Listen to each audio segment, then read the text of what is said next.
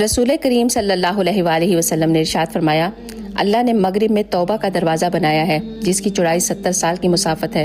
वो बंद नहीं किया जाता यहाँ तक कि सूरज उधर से निकलने लगे, यानी क़यामत तक।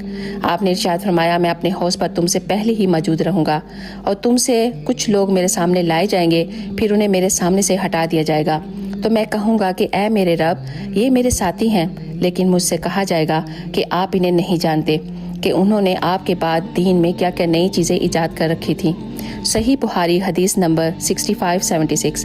आपने इरशाद फरमाया कि ये 4 काम मत करना: टेक लगाकर खाना मत खाया करना, छटे हुए आटे से रोटी मत खाया करना, मस्जिद में एक ही जगह महसूस करके हमेशा उसी जगह नमाज मत पढ़ना, और जुम्मे के दिन लोगों की गर्दनें ना फलांकना, वरना क़यामत के दिन अल्लाह ताला तुम्हें इनके पुल बना देगा। अल्लाह अकबर। आप इन हदीसों को ज़रूर शेयर कीजिएगा, एक दफ़ा दुरूद पाक पढ़कर। जज़ाक